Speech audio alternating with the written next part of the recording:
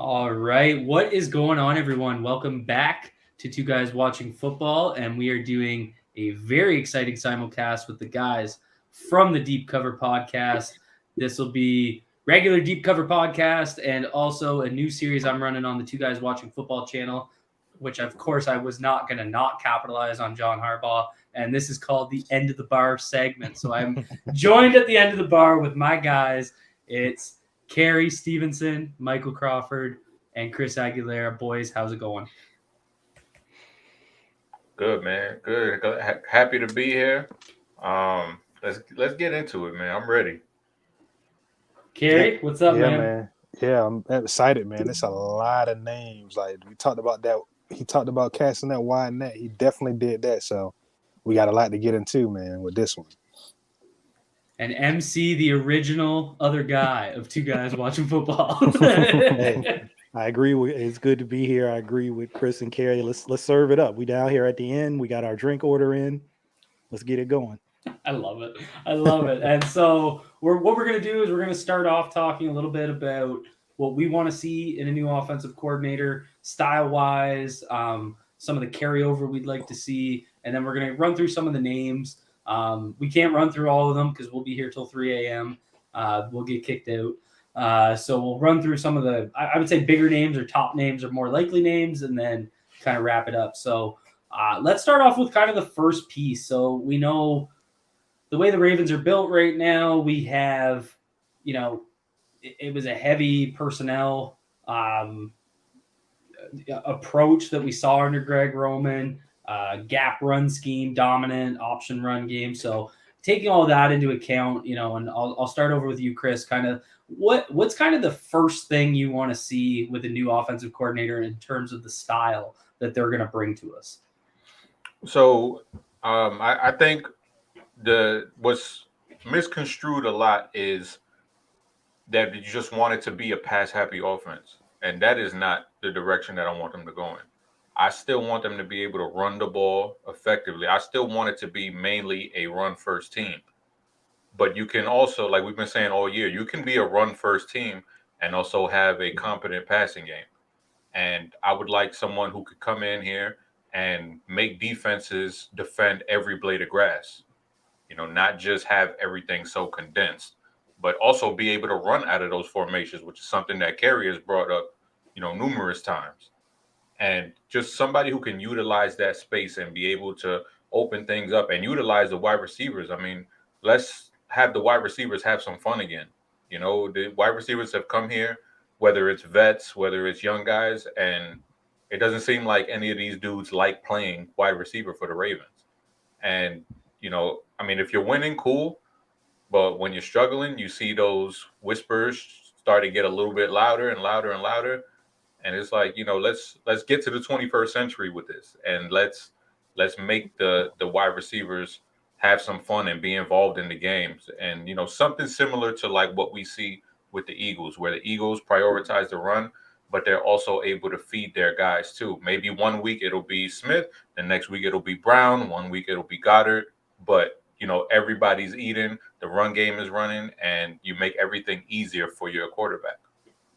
Yeah, the Eagles comparison seems like it's going to come up a lot, I think, as we go into this new era of Ravens offensive football, because they were built kind of similar to the 2019 Ravens in terms of having that run focus, but a very efficient passing game. And they share a lot of similarities. Like we saw, I forget what the statistic was around the Ravens in 2019 scoring on their opening drive, but it's pretty similar to the Eagles being the best opening drive team in football, and it just speaks to that ability for them to come out and defenses not really know what to do, but also even just the personnel that exists. Like we heard it directly from DaCosta, and Harbaugh mentioned it a little bit, but like they said they need to rebuild the receiver room, and that's something that's going to have to be a priority. Of course, you have Bateman.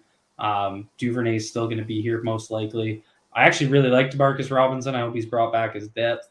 But, there's going to probably be some additions there. But, MC, how do you kind of see it going out, especially with the I would say the tight ends they have on the roster? Because, they got some – Kohler showed some promise. Likely obviously showed some promise. We know who Mark Andrews is. So, as you kind of go into a new offense, how do you kind of carry that tight end talent into a new passing game or I would say a new offensive coordinator who they seem to be focused on with a pass game coordinator background? Yeah, I think it's something we've seen across the league. More 12 personnel, 2 tight end sets, sometimes 3 tight ends, depending on the team. Those guys have just continued to be some of the biggest mismatches on the field. When you can get them matched up with, linebackers they're too athletic for linebackers, they're too big for safeties. And so I think kind of along the lines of what Chris was saying, we talked about this on one of the shows that we did, where it's like an old neighborhood, right? That's getting revitalized. We want to make this a place. People used to say, "Hey, man, if you're wide receiver, you can't go there. You can't go to that part of town. There's nothing over there. It's dead." We're trying to revitalize that, make it a place that people wide receivers want to come and get. They're like, oh, they're throwing the ball. Oh, they're creating space. Oh, there's easy opportunities. There's free releases. The passing game is married with the running game a little better. That's kind of the biggest thing for me with the passing game. The running game, it's probably not going to be identical to what Greg Roman did. Obviously he was a really heavy gap scheme kind of guy. And you also had quite a bit of QB run in there. So you might not get that exact same thing. But I think something that I always try to remind myself with this is like, keep in mind who's doing the hiring, right? I understand there are probably a variety of people involved in these interviews. It's not just John Harbaugh. But if he's making the decision, if he's kind of the final decision maker at the end, he wants to play that way. Okay. He wants to run the ball. He wants to play defense. He wants to play good special teams. It's not that he doesn't want to throw the ball, but I think that he has a different vision for the way that he wants to do that. So I think as long as he's kind of the final decision maker, or at least the decision maker whose voice maybe carries the most weight, you're probably always going to see an emphasis placed on the run game. So whether that's gap, whether that's zone, whatever that looks like, I don't know. But those two things, marrying the passing game a little better to the run game in terms of play action or RPOs or, however you do that. But then also, and I guess I probably take this from some of the Shanahan offenses, and Kerry and I were talking about this, just how much space it creates for things in the, for players in the passing game, whether that's tight ends or receivers, right? They just create so much space for these guys and so much separation that you can get them the ball and they can actually do something with it, after the catch. So that's kind of the thing that I'm looking for. Yeah, that makes a ton of sense. And I mean, we have seen it over the years, the way like Harbaugh doesn't seem to have a preference in terms of the scheme the offensive coordinator runs. We went zone heavy 2014, carried through to 2016, and then 2017, 2018 it switched. I forget which years, but like he's basically kind of left that up to his offensive coordinator. And we talked a lot about the pass game, but Kerry, in terms of like the run game, do you have a preference in terms of seeing someone come in that's kind of gap heavy like Roman was, or do you prefer to see a little bit more of a zone preference in terms of where, I mean, understanding, I try not to, if I've learned anything from MC over the years, it's you'll have a lean towards preference, but everybody's running everything nowadays, except for maybe the QB run game. That was something that made Greg Roman so unique, was just how he'd set up those option runs. But, and like, we still ran zone, we still ran gap, but you're always going to have that base that you lean back on. So is there anything you'd like to see gap for zone in terms of the next offensive coordinator? Not specifically. I mean, I love the versatility of it. I think you have guys like Ronnie Stanley, Tyler Linderbaum that you can kind of lean on if you want to go more zone. And I think it probably, a guy that we won't go too far into the draft, but a guy that would look real nice at left guard if that position becomes available. That the cat from was in North Dakota that you tweeted about. not to get us derailed too much, but adding that kind of athlete and just giving the defense a different look is something that would be nice to see. But overall, as far as what I'm looking for at OC, might hit the number one thing for me, marrying up the run and the pass. We just saw too many issues with that in the Roman era, and I think that's one of the things that has to be top of the priority list with this new OC. Outside of that, situational play calling is something that needs to be shored up. Also, just a system that will, like Mike said, create space. I think when I look at how I've viewed this team and viewed additions to this team in previous years, I've looked for lid lifters on offense, alpha receivers, so to speak, or deep threats, or kind of the more specialty guys. And I don't think offense necessarily needs to be played that way. If you find guys that are separators, guys that can create after the catch, that may not be 6'4", they may not run 4.3, but if you put them in a system that can maximize their strengths, you're going to get great production out of these guys. I mean, we've seen it in some of these McVay, Shanahan type schemes where they have guys that, aren't the biggest, aren't the fastest, but they're super productive with what the system is allowing them to do. So that's big for me. Another thing is having a plan for the players in place, maximizing those guys, making sure JK is fed, making sure he's getting touches in space, making sure he's getting catches. A big thing for me, if I was, in on these interviews, how are you going to maximize Isaiah Likely? Because I think we can all say that draft pick was a hit. Full stop, that was a hit. But it has a chance to be so much more. I tweeted about how in this offense, a lot of these guys were being asked to win in isolation, and really the only ones that could do it were Mark Andrews and Isaiah Likely. Like linebackers, safeties, they could not stay in front of this guy. So this new OC has to have a plan to really maximize him. And the last thing I'll say is I don't think we need to go through some kind of identity crisis. Like Chris said, I think being a run-first team, being a team that imposes their will in the running game should still be a priority. It's also a bit of a zig from the Cincinnatis and Kansas City and the Buffaloes, the teams they'll have to go through to get to the Super Bowl. So I like having that zig while everybody else is zagging. But also, how many different styles of games can you win?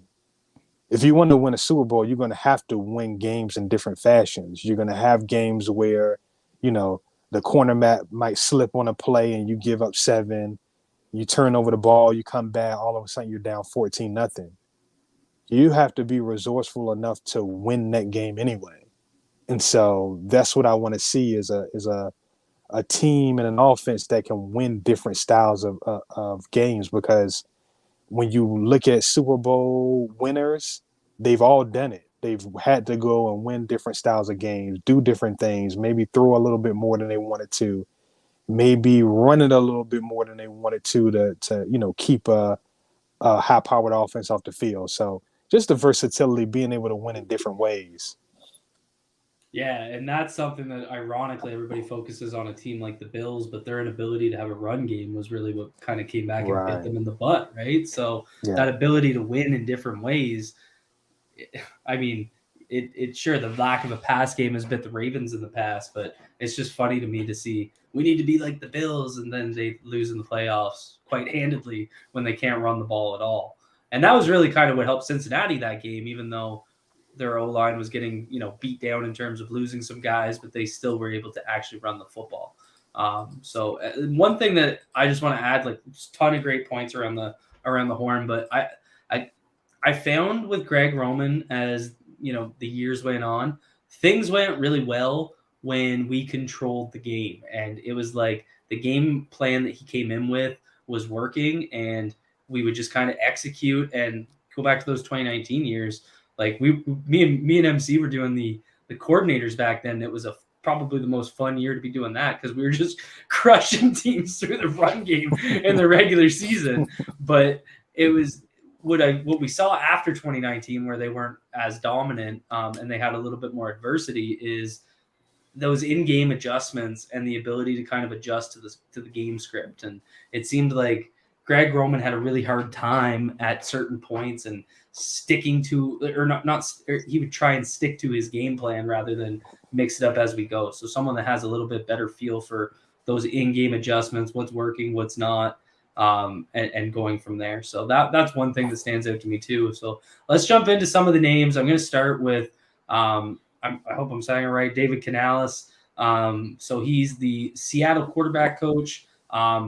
Interesting on him. So he actually began with Pete Carroll in 2009 at USC as their strength coach. And then Pete Carroll came to Seattle in 2010, and Canales followed him over. So going from a strength coach to, I believe his first job was their, wrote it down here. What was he when he first came over? As the QB coach? So it was just kind of a weird transition from a college strength coach to an NFL quarterback coach. But then he's been with them since 2010. He's been QB coach, wide receiver coach. He was the pass game coordinator in 2020-21. But then this year he went back to just the QB coach. And he's only 36 years old. So very, very young cat. Just had his second interview with the Ravens. So, he brings in that pass game coordinator experience. So I don't know who wants to kick it off, but does anyone have any thoughts on what we could see Canales bringing to the team and some of the things that he would have learned being in Seattle? I guess I'll start because, I'll get my bias out of the way right up front. Just because I like the guy. I've read a little bit about him personally, heard some interviews he's done. He's kind of gone through some things in his personal life that I can relate to. So I definitely like him from that standpoint. But in terms of football, there's an interesting tie going back to that USC year. So he did have the assistant strength coach title. He also worked with their quarterbacks. He also was a video assistant. He had like 3 or 4 different roles during that year.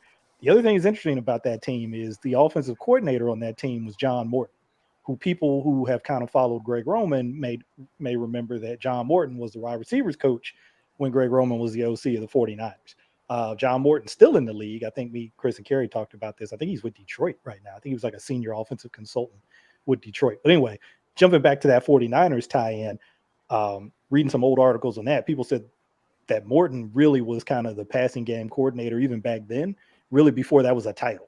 Like they really weren't calling people that back then, but that was essentially what his role was. So a little bit of a tie-in with that in Canales, but just from the on the field, from the football stuff, he played quarterback at Azusa Pacific. I think that'll come up with a couple of other names. I know we're going to talk about guys who were former quarterbacks. Obviously, he got to work all of those years in Seattle with Russell Wilson. Another interesting thing was when he first got there, one of the things they had him do was evaluate quarterbacks in the draft, and Geno Smith was one of the guys that he evaluated. They actually put a pretty good grade on, and it all comes full circle, right? It's coming there, and they end up working together. But I think that you're going to see a little bit. I was telling Kerry about this because it reminded me of like building a DFS lineup. So you get some exposure to other things through Canales. You get some exposure to Russell Wilson. You get some exposure to Shane Waldron, their offensive coordinator. And we know Seattle has been a pretty heavy run team over the last few years too, more of a zone-based run game, but still kind of have that prioritization in the run game. But they also like to take shots down the field. They like to throw the ball down the field too, off of play action. But just one thing before I let the other guys jump in. This is from an article a couple of years ago, but I just thought it was interesting. So I wanted to actually just read some of this stuff that Canales was quoted on in the article. So this was about Geno, right? He said the first thing he did is decided to change his footwork, Canales said. He was a traditional left foot quarterback. And then he was working on some stuff over the summer, and he put his left foot up. He put his left foot up and his right foot back, and he said it felt like it calmed his feet down. Second paragraph. One of the biggest growth curves for him initially that we talked about was not being so bouncy on the top of his drop. If you're bouncing your legs, you're bouncing your eyes are bouncing too. And so you don't have clear vision of what's happening down the field to where you could end up missing a progression. Mm-hmm. So I bring that up because it really gives you an example of the technical part of his coaching and his teaching as a guy who played quarterback, as a guy who studied quarterbacks, and say, hey, here are the little fine details.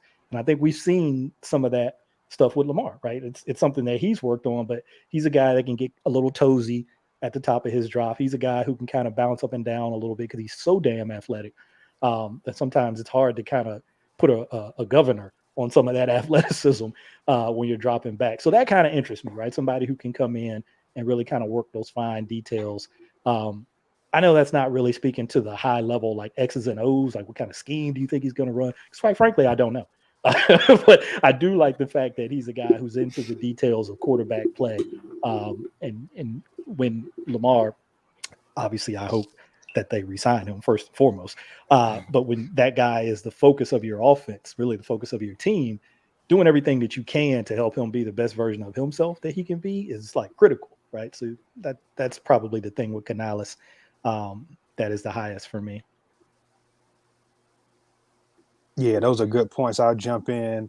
First thing that came to mind with Canales is if you look at Geno Smith's accuracy numbers this year, in every way, play action, under pressure, all those things, he had a little bit of a slide towards the end of the year. Not that he played poorly, but he didn't play it at quite the high level he was playing going into it.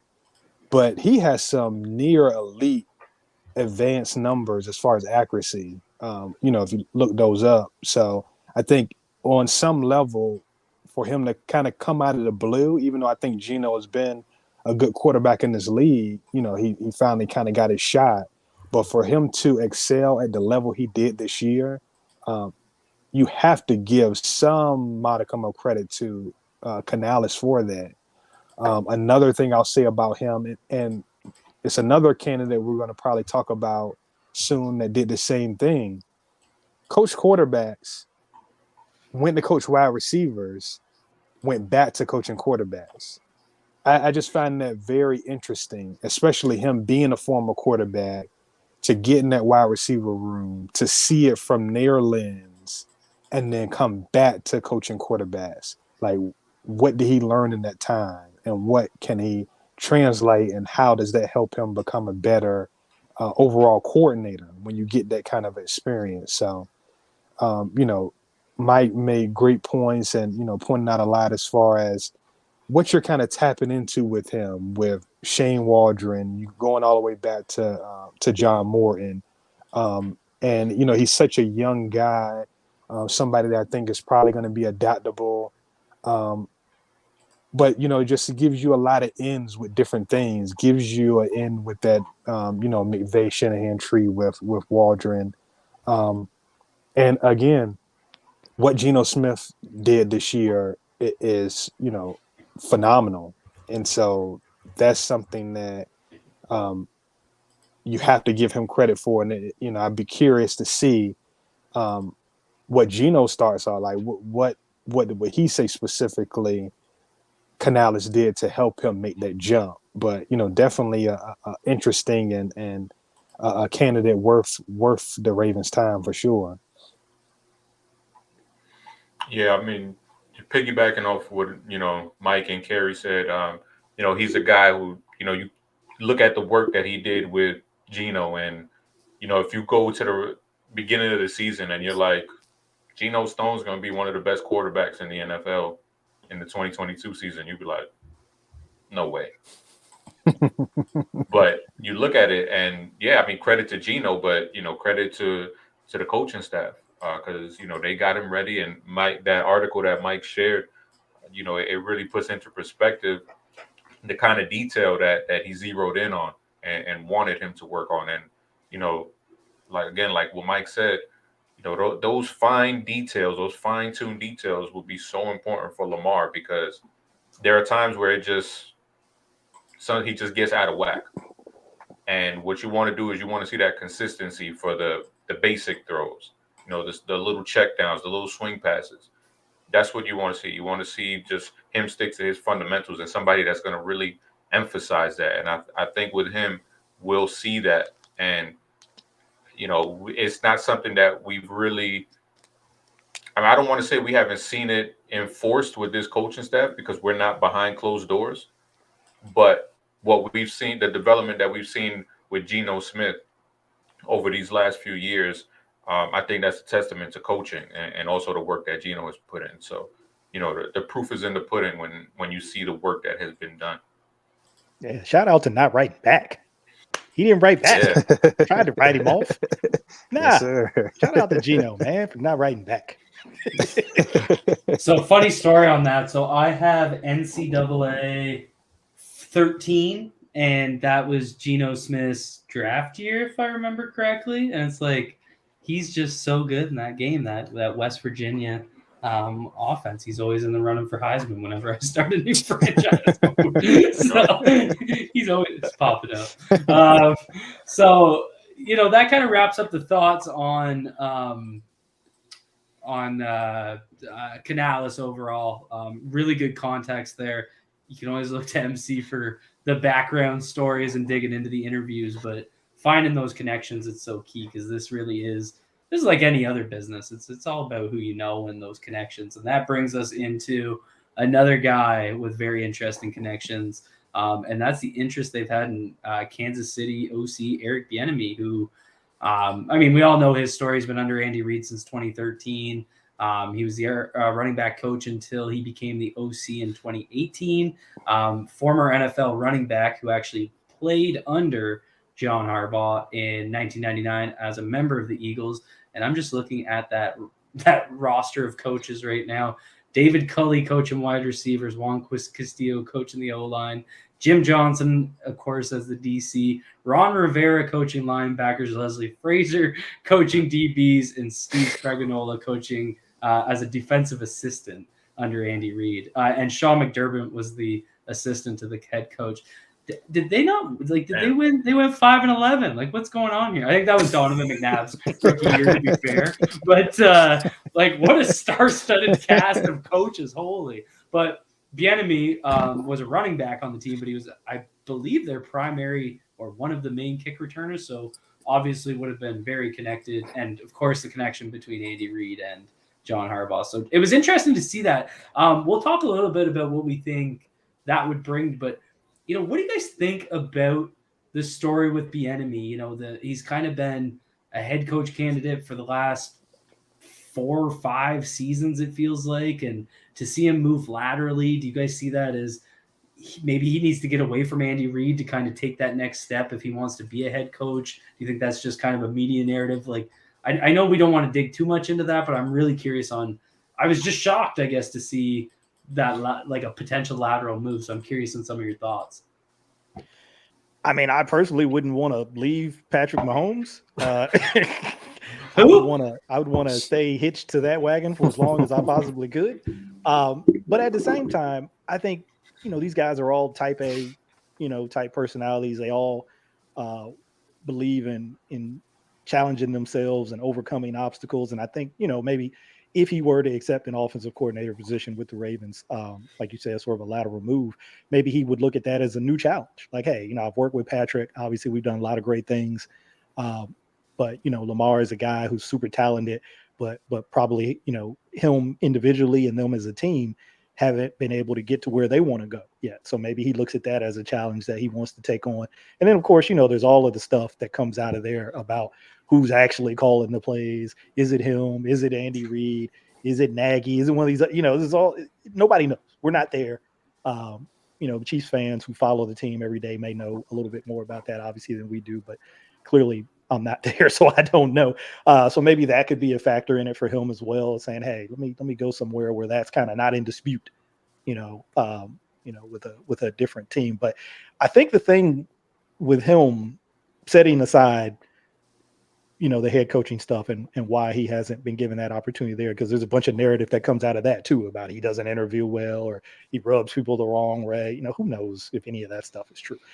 The one thing that I think you hear from Patrick Mahomes and some of the other players on that Chiefs team is that he's just going to be a guy who really holds you accountable. So not that other coaches don't, but I think it's just look, people can do the same. 2 different people can do the same thing, right? You can say, hey, this coach holds me accountable. That coach holds me accountable, but they can do it in different ways. And I think you've seen, if you've heard some of the mic'd up segments with EB, it's to the point, right? There's no sugarcoating it. There's no, hey man, here's what it is. Here's what you need to be doing. If you're not doing it, then you're not meeting the standard. And that's not acceptable around here. I think it was Garnett who posted this clip when EB was coaching Adrian Peterson as a rookie. He was a running back coaching the Vikings, and he was getting in APs, and it was just because he knew how talented this guy was. And so he was just going to set a really high standard for him. The bar needed to be high because his talent matched that. And so he was like on him about every little thing, all throughout practice, just like in his ear, in his ear, in his ear. So I think you've heard some of that kind of carry over where he's just going to be that guy, that super, super high level of accountability. And it's not going to be done in a way where any words are minced. You're going to know exactly where he stands and exactly what he's expecting of you. And he's a competitor, a guy who played the game in the NFL. And so, when what hits the fan, he's as competitive as some of the players at times, and not afraid to be, challenging in those moments with the player. So I don't have a problem with any of that. I mean, to me, I'm like, look, if you're trying to get to where the Chiefs are, then maybe some of that's not such a bad thing. I mean, that's obviously been a part of their formula there, and it seems to be working pretty well. So maybe that's not such a bad thing to have somebody come in and kind of, really set that bar of accountability at a really high level and not sugarcoat how they get to it. Yeah, with EB, it's at first like you guys, I was like, why would he do that? Like, why would he want to be the OC in Baltimore? Like when with Andy Reid, you with Mahomes, you got all the success. But then the more I think about it, it's like, maybe he just wants to run his own offense. Like, not saying that he doesn't run the offense in Kansas City, but Andy Reid has his input and fingerprints all over that offense. So maybe he's like, man, I need to get away from this dude. Like, it's like a kid leaving home, like a young adult leaving the home. It's like, I love you, Mom, but I got to get out. I got to be on my own. I want to put my shoes this way. I don't want to do them the way you want me to do them. And, I think Baltimore with Harbaugh's shown that he'll give his OCs the freedom to do what they want. And maybe that's what EB's looking for. He's like, all right, I got Lamar. Hopefully got Lamar. Hopefully got Lamar, got a good O-line.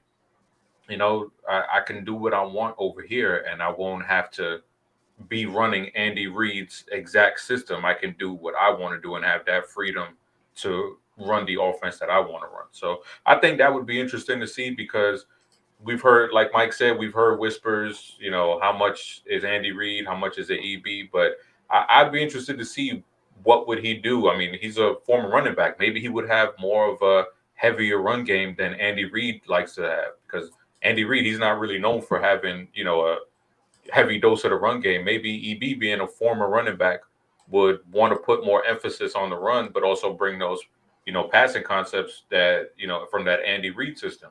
So it'd be interesting to see, and I'd be on board for it. And, like Mike said, I just personality wise, I like those kind of dudes. I like those guys that aren't afraid to get into their star players. We saw him get into it with Travis Kelce. It's best tight end in the league, and he's letting him have it, letting him know what he needs to hear. And sometimes you need that. You need that. We see it with Marcus Peters sometimes, where it may rub some dudes the wrong way, but you need that on the sidelines every now and then. Like Michael leaving the Jackson 5. Bobby Brown leaving New Edition. Got to get out here and do my own thing, man. It's my prerogative. No, okay, my bad, Kerry. No, I think Chris made a really good point. Something that I didn't really think about is like, how different could that be for him to go from Andy Reid, who's got his fingerprints all over the offense, to a place for a fact the offensive coordinator has, I don't want to say free reign, because I don't think that's probably the best way to put it, but I mean, it's pretty much like they're running their thing. They're doing their thing. Harbaugh has always been about that. Like, it's a complete opposite situation. So I think that's something I hadn't thought about that, really popped out. But Kerry, what do you think? Okay, frozen. At least he's frozen with a smile on his face. Yeah, like somebody's tickling him. Usually you get frozen with like your face so crooked, and there he goes. Nah, man, maybe that was his. That's how he feels about EB. Yeah, he's out. I think he was given the seal of approval. You saw that smile. Yeah. He's like, yeah, I like that move. I think that's a good move. There he goes. Yeah, there's our boy. My bad. So I'll jump in on EB. What I will say, it's pretty clear what this is about. I think the number is 15 times that he's interviewed for a head coaching job since he's been the OC of Kansas City. I don't know. I'm sure somebody else keeps up with the numbers on that. That has to be some kind of record to interview that many times for a head coaching job and not get one. Is just, insane to me. So it's clear what the play is here. Kind of get out from up under that Andy Reid and Mahomes. That's a part of it too. A Mahomes shadow, because you're getting it from both ends. There's questioning if he's doing the play calling, how much play calling he's doing, those things. That's from the coaching standpoint. And then there's the Mahomes is so brilliant, how much of it can be attributed to you. So, there's motivation there, I think, for him to find a situation where he can come in and put his own imprint and staple on things. So I could definitely see it from that standpoint. As far as the fit, it would be something I would welcome. You see the creativity of that offense. You see them bringing in different ideas year after year. They bring in different coaches. They pick their brains on different things. They implement things within his offense. So having that level of creativity here in Baltimore, I think would be great. And it's good that him and Harbaugh have a relationship, even though we don't necessarily care for the hard buddy situation. But in this situation where there's kind of unknowns, and then he's coming from a system and an offense that does things totally different from what Baltimore has done it, you want to see some kind of familiarity there where, he understands what EB is about on some level. So I think that would make the transition a bit smoother. And then, hey, man, we might see some running back screens. Lord help us. And Gully Squad in the comments, what up, Gully? Made a good point. Like, is EB just a 1-year rental at OC, like the way Gary Kubiak was? If he comes here and the Ravens have success, and then he's just out the door and getting that head coaching job, he kind of proved that it wasn't just that connection with Andy Reid. It wasn't just Patrick Mahomes. He just took Lamar Jackson to the Super Bowl in 2023. Like is that a situation that you got to think about too, right? Like, It's a good point. Yeah, that's definitely a concern for sure. It's one of those things where if this does happen, and I talked to the guys about this probably on a previous pod, I think this hire needs to incorporate more than just the OC. I think he needs to bring in one or two guys that can teach what he's trying to teach, and then give you kind of safeguards. If, whoever this hire is, if he blows up, it's an OC, that's the greatest pipeline to a head coaching job there is in the NFL. So if he goes out there and balls out, chances are he's going to be getting head coach interviews regardless of who it is. So they definitely need to make sure there's a couple other guys in the pipeline that they feel are qualified to call plays, in future years. Definitely. And then let's move into an interesting one that this one caught me off guard. But Todd Monken, so current offensive coordinator and QB coach at the back-to-back champion Georgia Bulldogs. Shout out, Jake. What it do, baby? But obviously we're familiar with him from 2019. He was the OC in Cleveland. did a lot of good things with that zone run game that we saw Nick Chubb run in, and he was the OC in Tampa from 2016 to 2018. So, he had that NFL OC experience. He didn't go down to the Nick Saban coach rehabilitation program. He went to the other program, Georgia, where it may as well turn into that. But really interesting guy. We've had the opportunity to, I think, dive into Georgia a little bit recently, just some of the draft picks or draftable players, guys like George Pickens, we've watched and talked a ton about in that offense. Obviously, going back to Ben Cleveland being drafted, watching him in that offense, I think he brings a lot of things. Would Cleveland have been under Monken? No, he wouldn't have. That was anyway. Doesn't matter. But they do a lot of things that I think would be of great interest in terms of that zone run game, something that I'm really interested in. So, what do you guys kind of think about Todd Monken? Where does he kind of stand on your list? I like Monken. Going back to some of those NFL stops that you mentioned, I know it wasn't, the greatest statistical year in Cleveland that year. I think they ran it pretty well. Not sure how they threw it around, but I want to say that was Baker's second year. His first or second, he might have been his second year. I think Baker was drafted 2018, right? Yeah, same as Lamar. So 19 would have been his second year. But then going back to those Bucs years with Jameis, they were throwing that thing all over the yard. Sometimes Evans, to the other team. Sometimes to the other team. A lot of times to the other team. But he's that linebacker come from. Monken's got that background. Obviously, Mike Evans was there. I want to say even Chris Godwin, because I think Godwin got drafted in 2017. So I think Godwin was there for at least a year or two. But I want to say Evans had his most receiving yards in a single season under Monken. I think he had like over 1,500 one year. Obviously, he's had a bunch of 1,000 receiving, nothing but 1,000 yard receiving seasons in his entire career. But I think his highest yardage total came in 1 year with Monken. So maybe there's a connection there between Evans and Chris Godwin. You never know. They might be having a fire sale down there in Tampa, so you never know. But then he goes to Georgia, like you said, and it's not the oldest, most respected brand of soap. Wash the stink off of not being with a winning program as Saban, but it's the new soap, right? It's the newest brand that's out there, and it's been pretty good the last 2 years. So I think he also got some of that stink, if he had any stink on him, got a little bit of that washed off of him. And you make an interesting point when you watch Georgia and the way that they play with him under the 2 years. You see some similar personnel usage to what the Raisins have been doing over the last couple of years.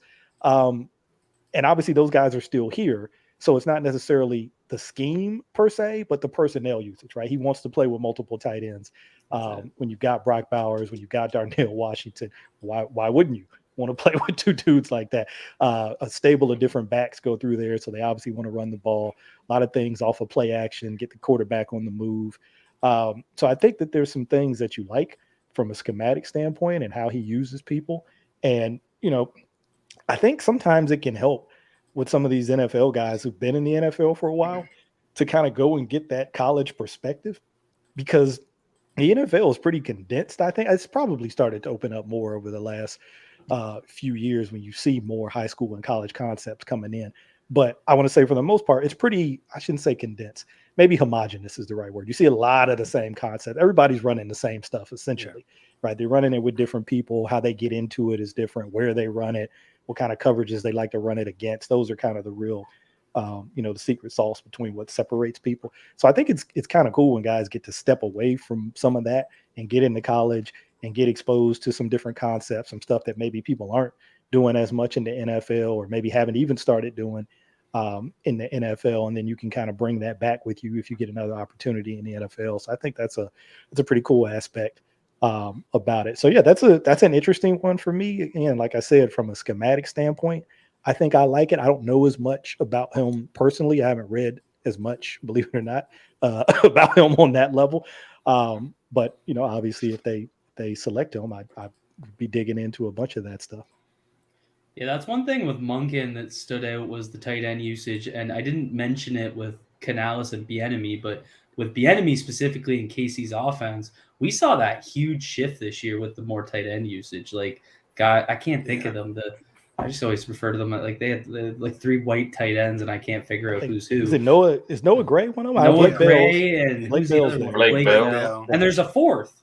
It's like the The white Ravens. guy. There's Jody Fortson. He's There you go. a converted Yeah. wide receiver. Yeah. And so, like, and I don't want to go back to Bieniemy, but I mean, Bieniemy, that was a huge shift in KC's offense. And they talked about it a ton preseason. And it was just that, losing Tyreek Hill, some of their wide receiver talent, making that adjustment, trying to be able to run the ball. And same with Seattle's pass game. They had that year where they had Hollister and Disley, and they had a couple tight ends out on all, and then you get into Monken, and that's kind of your first 3 guys that I think are probably considered the top 3 of interest. We'll get into Zach Robinson here soon, but all 3 kind of fitting what we were talking about earlier, where I think you want to have that bridge where you're going to use the personnel you have, the tight ends that you have, also build up that wide receiver room and mesh that pass game with the run game a little bit better than Greg Roman did, but you're capitalizing on the talent that you currently have on the roster. So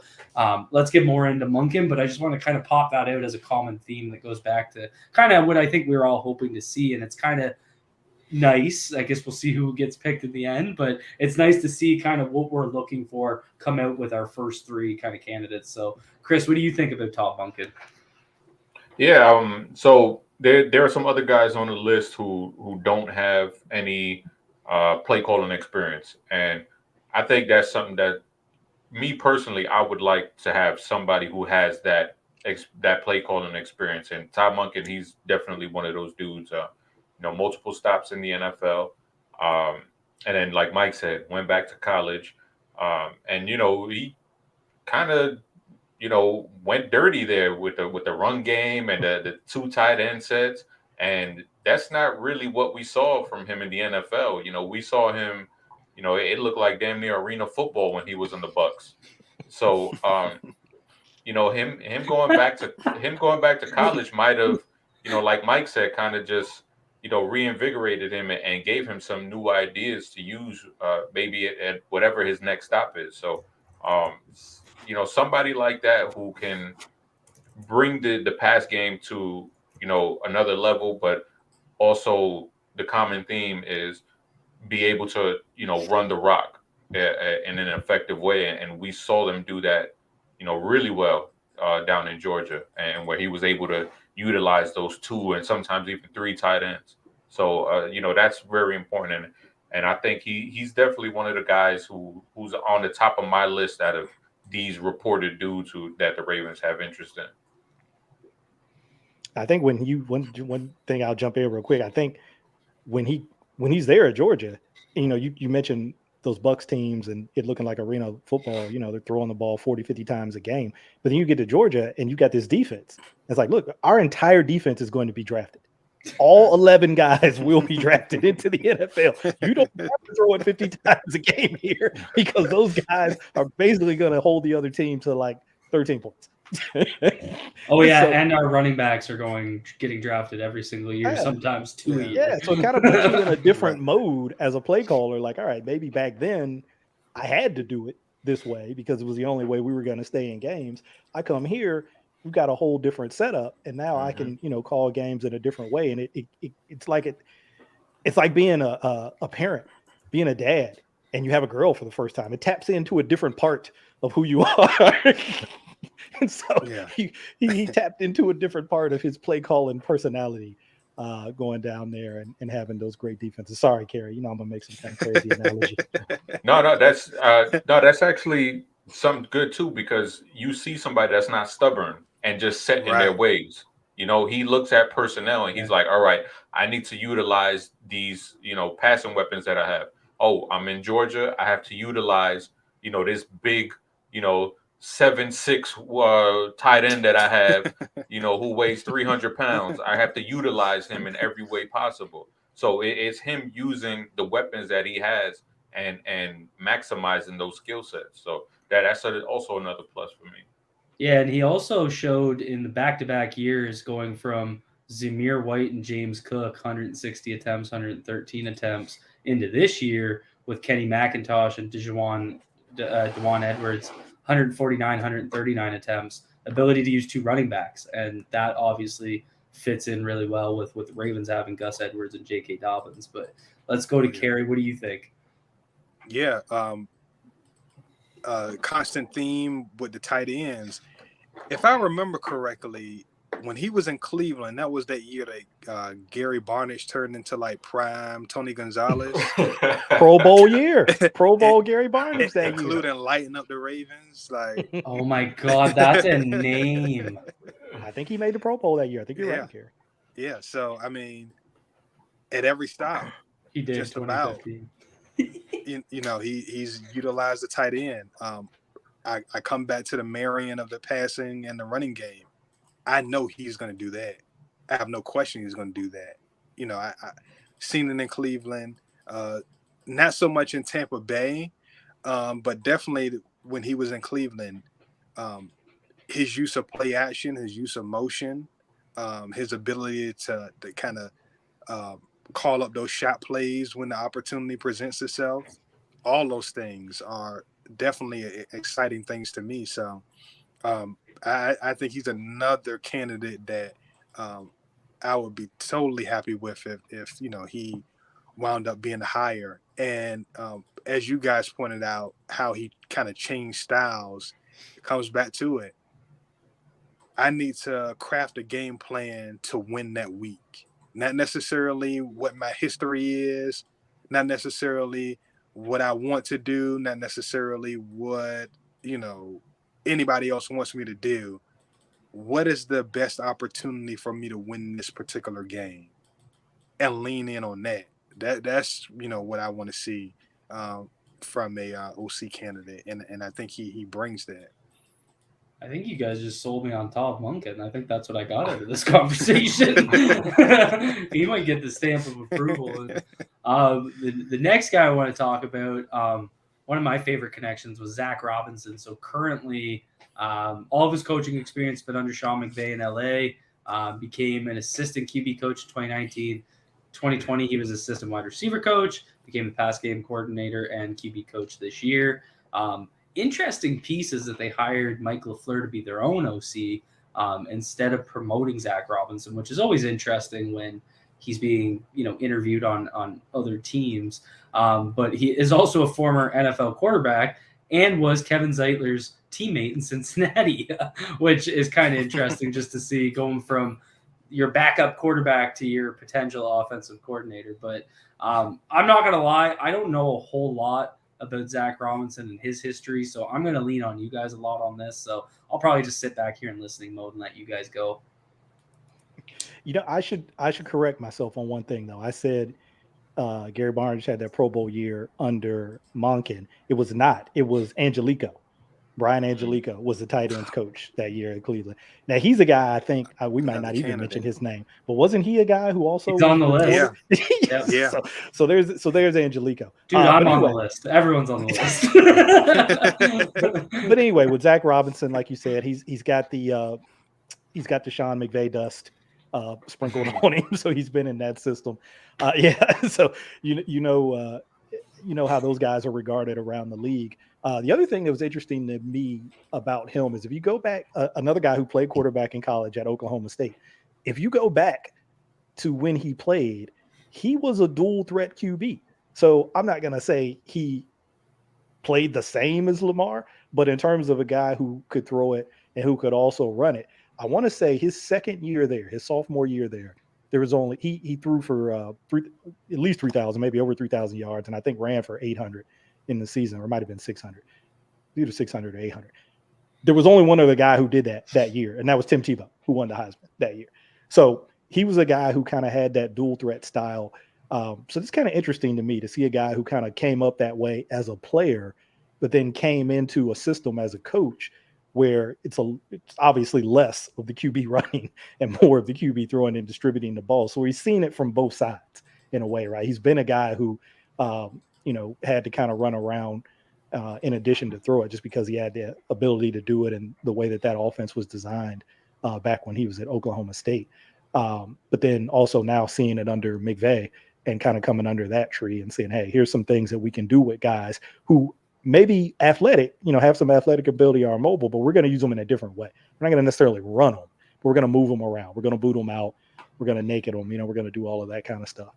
So that's kind of interesting to me about him. And then also he had, just a little unique stop in his journey, right, where he worked for PFF for a little bit. So he got a little bit of exposure to analytics from that side of it. Making upgrades. So I thought that was also interesting. And he worked at a place before PFF when he kind of, his playing days were done. He was trying to figure out kind of what he wanted to do next.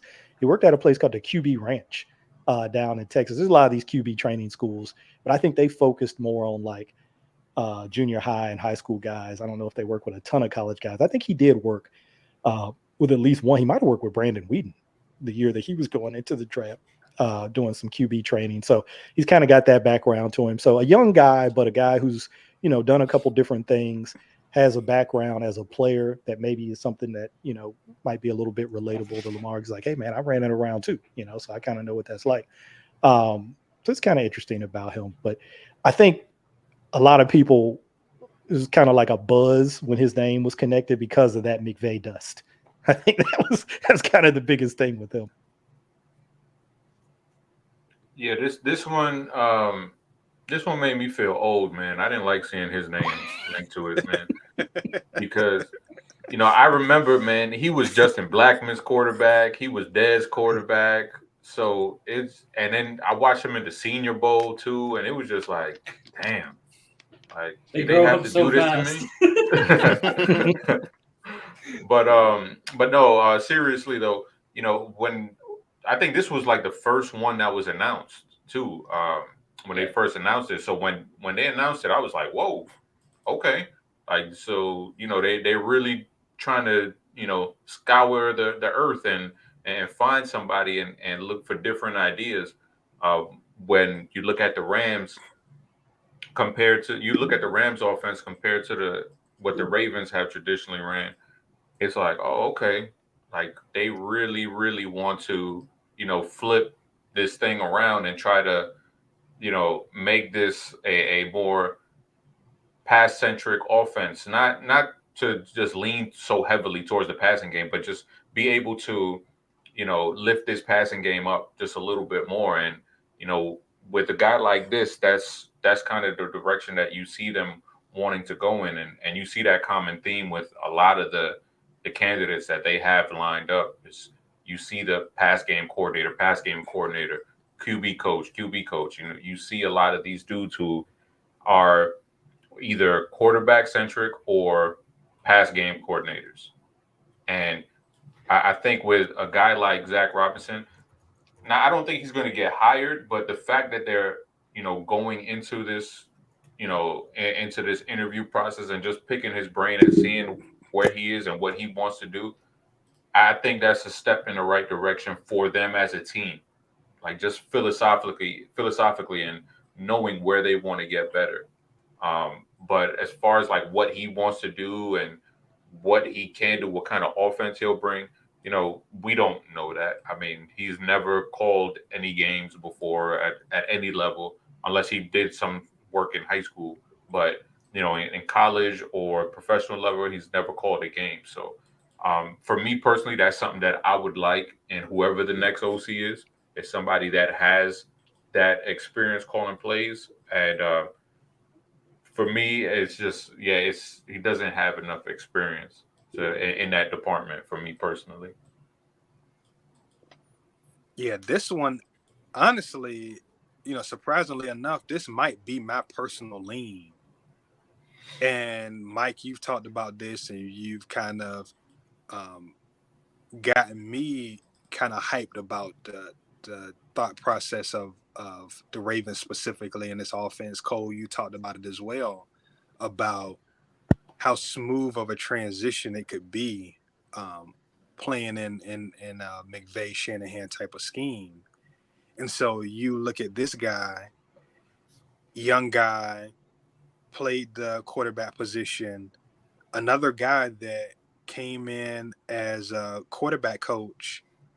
McVay asked him, "Hey, I want you to coach wide receivers." He coached wide receivers for a year, went back to.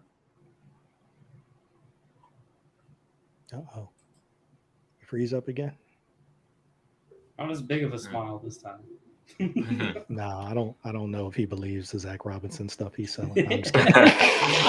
I'm just kidding. That's what you can do when people freeze up. Well, he'll come right back in. So, interesting thing on Zach Robinson, something that Chris said, and I mean, it kind of counts for Canales too, but just not having that experience calling a game is something that I definitely didn't really think about a ton until right now. We get carried back just down to a black screen. But something that definitely you have to think about, just there's so much that goes into that you learn only through experience. And do we want that experience to be gained through someone's first kick at it? But let's go back to carry on Zach Robinson.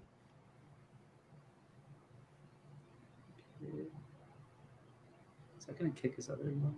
There we go. I think he's in. You back, Gary? Oh, maybe he can't hear us. I don't think he can hear us. We're experiencing technical difficulties, folks.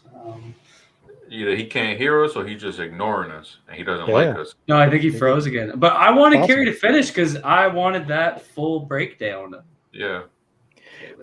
But you make a good point. If you look at Harbaugh's history of hiring OCs, I don't think he's hired anybody who hasn't called plays before.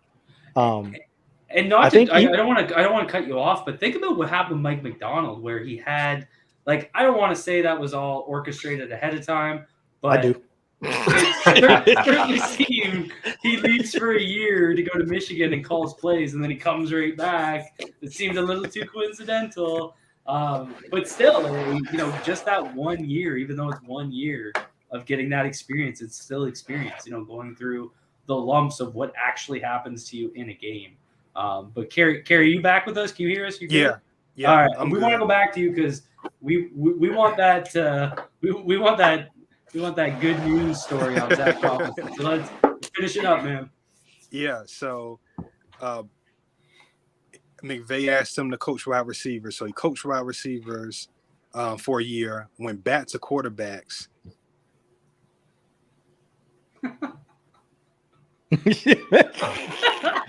You can't draw it up. You can't make it. You guys sold me on Todd Monken, and now I'm just spoiling Kerry's connection. Oh man, he's out. He may be back. He'll definitely be back. Yeah, I think it was Caldwell. That's the guy I had to look up. Jim Caldwell was the only guy who didn't have OC title, but he had been a head coach, obviously, in college and with the Colts, and he had worked as a wide receiver and a QB coach with some other teams. But when you look back at all the OCs that have been hired under Harbaugh, that Harbaugh's either hired directly or I guess was part of it, every one of them has had previous play calling experience somewhere else. So obviously it's something that matters to him too. Like you said, he probably doesn't want that on the job training. And I want to say it was the same thing with the defensive coordinators. Yeah, same thing. Rex, Greg Madison, Chuck Pagano, Dean Pease, Martindale, and then McDonald down to college level. They all had been coordinators, at some level before they were hired. So he seems to be a big believer in that.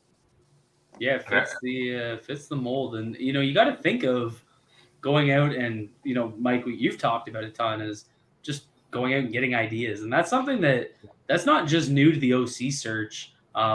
We've seen guys kind of come in and just kind of do, I don't want to say not like seminars, but they'll come in and visit the team. And we saw who just recently Willie Taggart come through and his connection with the Harbaugh family, and Paul Johnson a couple years ago. Joe Moorhead was back in that group. I'm not saying that's what they're doing because it's not the exact same. I think these guys are actually getting interviews, but it all kind of plays into that, right? That knowledge transfer, that exchange of ideas. It's all kind of part of this process. And when you get into, we're not going to touch on all the names because there's literally we're not going to touch on the Chad Hall, Byron Leftwich, Chad O'Shea, Justin Newton. What was the name you just mentioned? The tight end coach, Brian Angelico. We'd be here all night, but it is interesting to see how wide that they'll go in this search, which I think is good. I think it's good to kind of get those ideas, do that cross-pollination, and really take your time and figure out what you want to do moving forward. So unfortunately, we haven't seen, I don't think, anybody from at least directly from this year, from the Shanahan tree, which I think is an area that a lot of people I know I was really interested in, like a guy like, I was really interested in someone like Bobby Slowick, who's their current pass game coordinator. But even, I'm blanking on his first name, but Forrester, he's their offensive line coach and their run game coordinator. Chris Forrester. Yeah.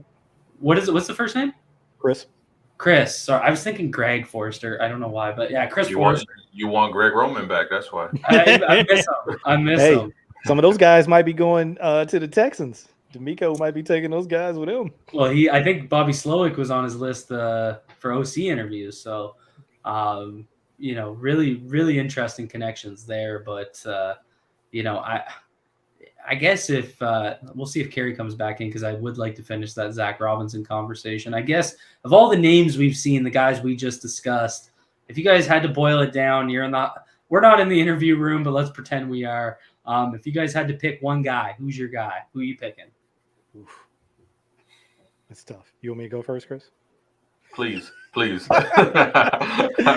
Oh man, I really think of the people that we've talked about, it's probably between Monken and Canales for me, and for different reasons. I mean, I might. Here we go. Let's just go to Kerry. Let's just stop me right there, and let's let Kerry finish up what he was saying. Man, Zach Robinson. Perfect timing. Not letting me be great today, but no, this is perfect timing. Perfect timing, Kerry. You saved me from having to pick a OC. But yeah, what I'll say is intriguing about him is, again, when he coached the receivers and then went back to the quarterbacks, he talked about him coaching the receivers that year was the most fun he had coaching, period.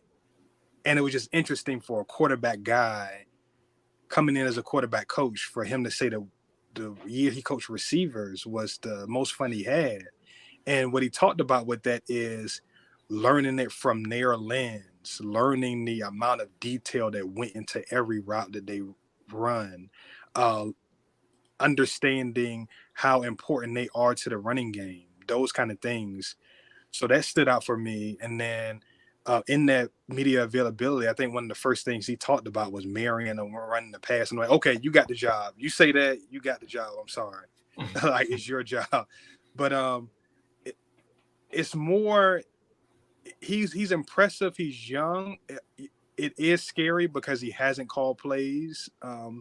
And for me, I think it's probably more that McVay, like Mike said, that McVay dust is sprinkled on him. And it's not so much McVay, it's more so the scheme, and how I see the scheme being a perfect marriage between the smash mouth Ravens team and the need to kind of take a step forward in the passing game. So that for me, it just makes him very, very intriguing to me. I would love to hear more about him. I would love to be a fly on the wall in these interviews to see what his specific plans are.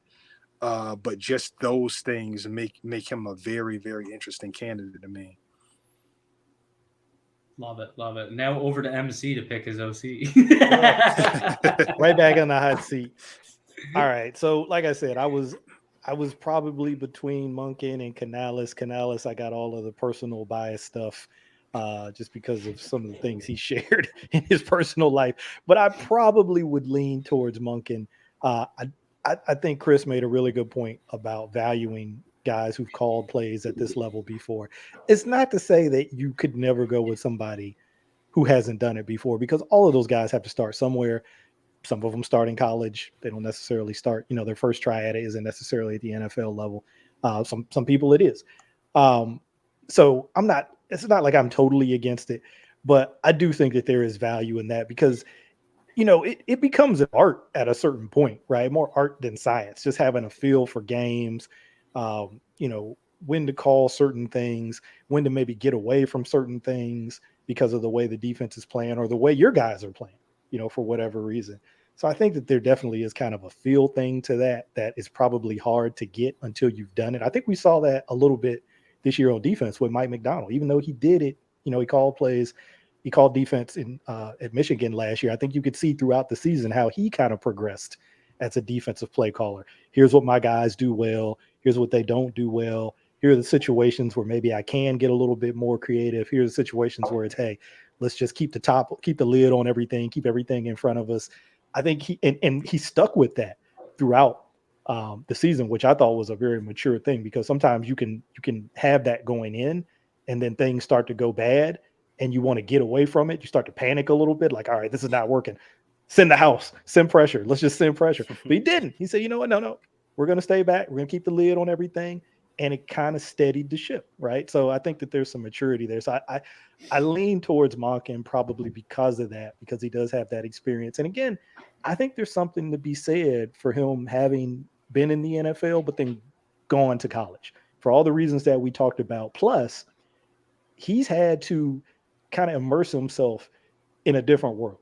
He's had to recruit, you know what I mean? So he's going into the living rooms of, 17 and 18-year-olds. And again, being around just younger athletes, because a lot of times, in an NFL locker room, you're going to have a variety of ages. You're going to have some young guys. You're going to have some guys that might be, not closer to Todd Monken's age, but, a guy like Calais Campbell, who's been in the league forever, has got family, and so you're going to get a different kind of, diaspora of ages. Whereas in college, obviously all those guys are young. And so now you're having to kind of adjust. We see this sometimes, I guess you guys probably all see this too, in our work lives, right? They talk about the generational workforces, and you got people who are in their baby boomers and Gen X's and what, and then how do you interact with all of these different generations? Well, he's been forced to kind of have to do that, right? Because he did leave the NFL world, because sometimes some of those guys get kind of stuck in their ways in terms of how they relate to players, right? Just on a personal level. Well, he's had to get some exposure to that. And I'd be surprised if he hasn't adjusted and changed and grown in some ways. I'd be shocked if he went down there and was just like, hey, I'm going to be, the same way I was when I was relating to players in the NFL. You would think that would require some kind of change, and hopefully in a positive way. I mean, I've heard a couple of his players come out and say, hey, we hope he doesn't leave. Kenny McIntosh, he's not even going to be there anymore. And he was like, I hope he doesn't leave Georgia. He's going to the NFL. He still wants him to stay at Georgia. So feels like those guys, thought highly of him. So yeah, that's of the guys that we've talked about. I still want to leave a caveat for guys like Brian Johnson. I would leave myself a little crack in the door for guys like Brian Johnson or maybe some other people who they haven't talked to yet as a possibility. But of the guys that we've talked about, I probably would lean Monken. Yeah, and I'll throw mine out there because I'm in on Monken too. I think he ticks a lot of the boxes for me. I think he would really, his style, his approach offers that nice bridge for what the Ravens currently have with a dynamic duo of running backs. We've seen him in back-to-back years use two running backs very effectively. They run a pretty even split of gap versus zone, which I think would benefit the transition of personnel. I think I definitely lean towards I'd like to see a more of a zone approach, because I think that's how you're truly going to unlock a guy like Tyler Linderbaum who can really, take that next step as a run blocker. Despite, I think he answered pretty much any question I had in his ability to run gap as well. But I mean, to get to that truly elite level, so that's intriguing. But then also, having an offense that can be kind of 12 personnel dominant. We've seen him do that. And we've seen him do good things at the NFL level and really use the receivers that he had. I mean, Mike Evans was fed when Chris Godwin came into the picture. Both were fed. I think he kind of would have that best of both worlds and that ability to utilize wide receiver talent, assuming Eric DeCosta does kind of add to that room the way he spoke to. So I'm all for Nuke. That's where my guy is. I will pray until I'm heartbroken again. But him and Bateman, Todd Monken calling plays. I think he could be in worse positions. Chris, what do you think? I'm gonna go with a name that none of you guys have said. I want Marty Morningwig back. I want Marty Ball back. Oh wait, Chris is freezing. The guys are working hard. They're really preparing. I lean Monken, but I'm gonna go a different way. Since both of you guys pick Monken, I'm gonna say EB. Uh, EB because I would love to see what kind of offense he would run here. Being a a Damn, I former forgot running about back. EB. Can I change my? I forgot. Never mind. No, I'm sorry. Go ahead. No, being a former running back, I would love to see what kind of offense he would run on his own, away from Andy Reid. And then just that we've seen that kind of personality on the defensive side of the coaching staff, where we have Rex, we have Wink, we had those kind of dominant alpha type personalities on that side of the ball. And, we haven't really had that on the offensive side, and bringing that kind of attitude and that kind of passion, I think that's just like a part of what this offense needs. They kind of need an identity. They need someone to be that, that voice to just, give them that attitude that they haven't really had. It's kind of been missing since 2019. And, you could attribute that to, maybe Yonda leaving, because we know he was such a big force on that. But, you have a guy like EB who hold dudes accountable. He's been in these big time games. He's been able to win and elevate his offenses to in big time situations. So I think I go with EB as far as the coordinator is concerned. But like Mike said at the end of his little speech, I would like to see some Brian Johnson. Has he had that connection to another opportunity? I don't haven't think seen I've seen anything. his name floated once. I have not seen. I've seen the OC for them for the Eagles. I've seen him connected to the Colts. Maybe people think, oh, that's a given. He's going to get a head coaching job, and Johnson would just slip right into the OC role there. That's But possible. we'll see.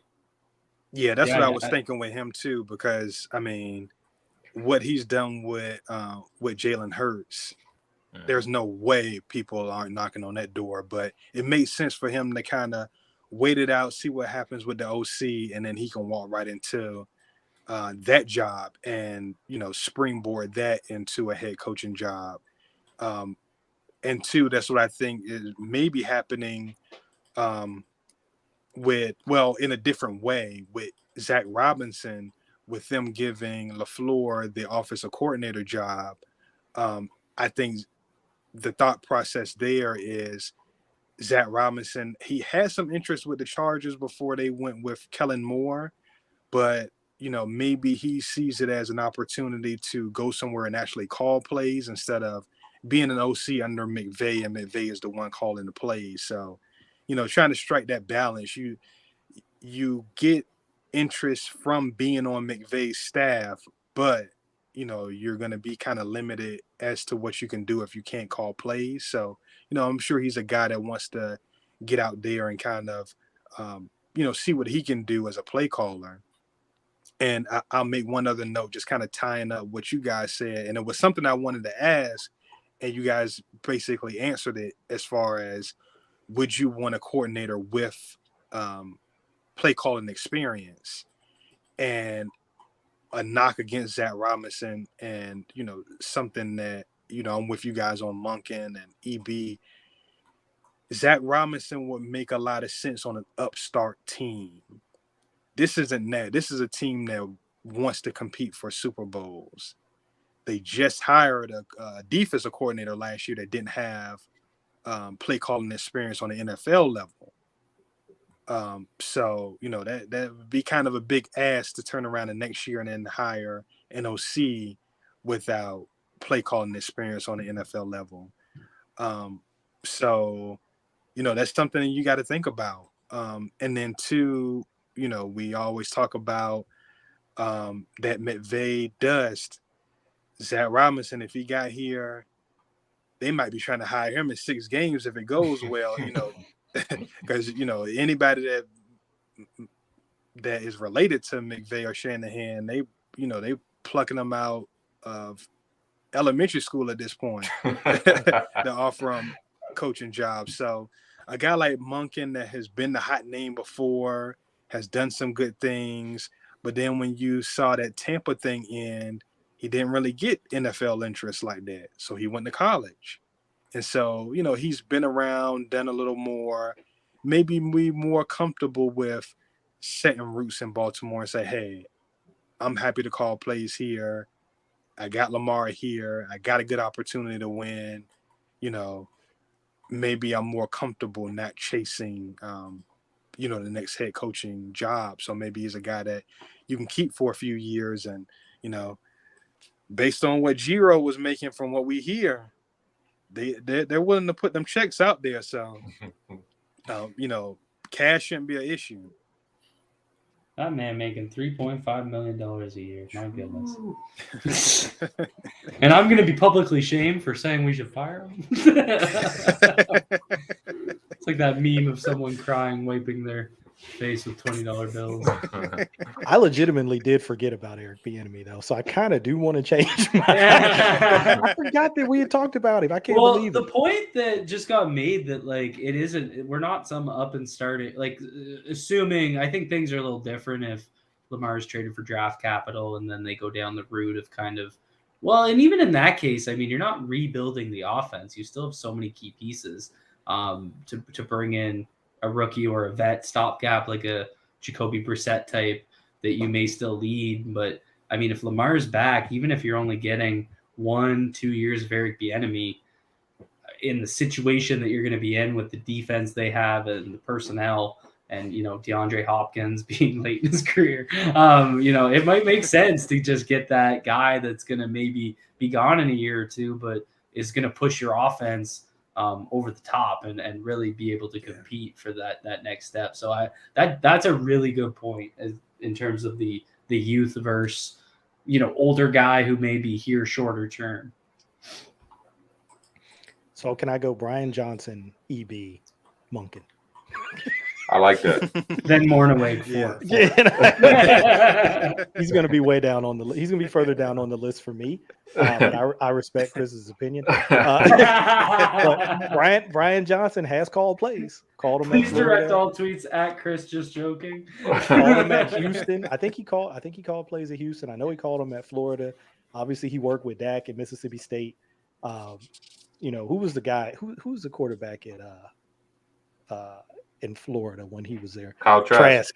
Kyle Trask. Yeah. So I mean, I'm like, look, this guy has worked with some guys that aren't necessarily guys that are like top of mind when you're like, man, these are great quarterback prospects. And I mean, look, he helped that guy get into the league. I don't know if he's still in the league, but he helped him get into the Tampa league. Okay. And obviously you've seen what he's done with Jalen Hurts. And as Chris and Carol, we talked about recently, I didn't realize that Brian Johnson had that connection to Jalen Hurts, that he played for Jalen Hurts' dad in high school. So he's been around Jalen Hurts like his entire life, almost. But, good. Another guy who was a quarterback, at Utah under Urban Meyer. He's been with Dan Mullen in a couple different stops, including Florida, where he made him the first black OC at Florida when Dan Mullen, hired him there. So he's a guy that I'm just really interested in just because he's worked with quarterbacks. We haven't necessarily seen him have an opportunity to call plays at the NFL level, but it seems like he's at that step in the progression. But like Gary said, he's been getting, name thrown around for head coaching position. So maybe he'll just leapfrog that and go right to, maybe he'll pull the Kingsbury, you know what I mean? And he'll just go right to the head coaching role. And then, if it doesn't go well, you can just jet to Thailand and be like, don't call me for like a year. Don't call me because I'm in Thailand. Chill. Okay, I'm done. I can't pick one person. I can't pick. All right. Well, I think that about covers it. I mean, we're going to have to do this again. Love the crossover idea. For those out there listening to guys watching football, Deep Cover Podcast, if anybody wants to re-listen, the audio version will be out on the Deep Cover Pod, wherever you get your pods. Obviously, subscribe, hit likes, follow everybody, all that good stuff.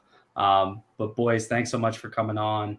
I missed you guys. I haven't done any of these in a Yes, sir, while, man. and I missed you guys. Sir. But this is our season. It's draft season, and Yeah. there's going to be a lot to do. And this is where, it gets boring in the winter up here in Canada. I was telling you guys, we got, I think, 6 feet of snow in the last 6-7 weeks. So, yeah, it's depressing. It's depressing. Hey, I got 3 days of Senior Bowl practices all uploaded for you. You can go back and watch them all. There you go. Sir. I got to go check them arm Yeah, length man. measurements first, though. I have not been productive at work at all these last few days. Hey, too many one-on-ones. How can they expect Yeah. anybody to work with all these one-on-ones going on? Seriously. Exactly. Take down my manager in one. Anyway, folks, that's all we have for you guys. Be good to yourselves. Be good to each other. Peace out, everyone.